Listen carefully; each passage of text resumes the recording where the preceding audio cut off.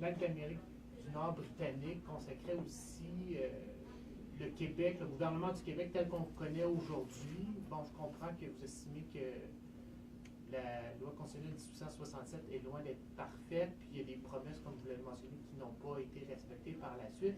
Mais il n'y a pas pour les Québécois aussi l'occasion de se réjouir d'avoir un Parlement à Québec, puis d'avoir par la suite vu la reconnaissance de la nation québécoise faite par le gouvernement fédéral, puis il y a quand même une certaine autonomie à Québec, M. Bergeron. Donc, M. Laporte, qu'est-ce que vous en pensez? C'est très judicieux. Pardon, je me permettrai auparavant de clarifier une notion qui peut peut-être un peu, en somme, annoncer un peu nos couleurs. À propos de « nous ne sommes pas réactifs, nous ne sommes pas en réaction pure », on peut néanmoins rappeler que nous serons là lorsqu'un politicien trop enthousiaste, par exemple, va y aller, nous célébrons les 150 ans du Canada. Non!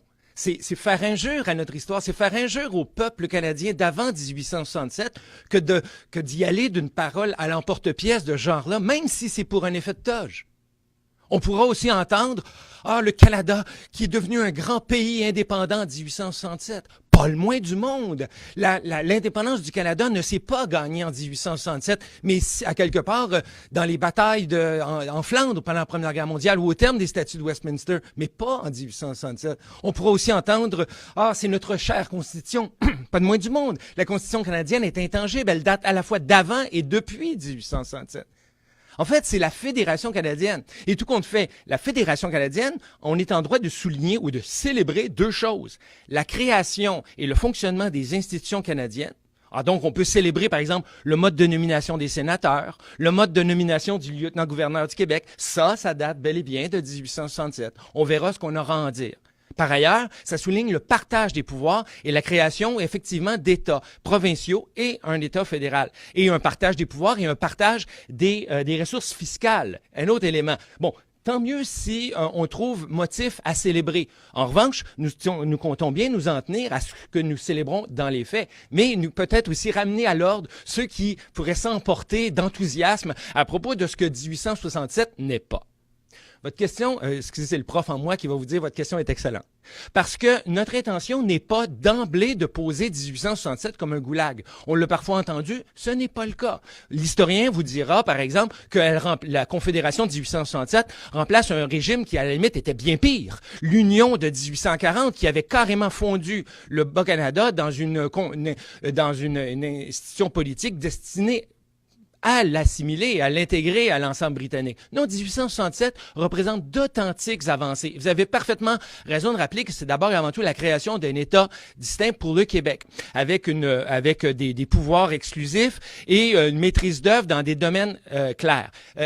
Ces éléments-là méritent d'être rappelés. 1867 était tout compte fait une avancée importante à l'époque. Ce qu'on veut aussi mentionner, en revanche, c'est que c'était chargé de promesses, d'engagement. On mentionnait la question du peuple fondateur. On mentionnait, par exemple, la relative...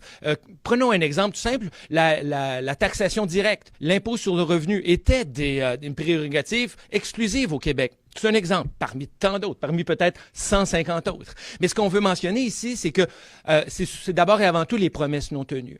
J'entends des choses qui sont touchantes. Par exemple, en regardant le recensement du Canada de 1871, je constate que le Manitoba comptait près de 50% de francophones. Aujourd'hui, au moment où on se parle, il y a 4% de Manitobains qui parlent français couramment à la maison. Est-ce qu'on peut parler de progrès pour la francophonie canadienne?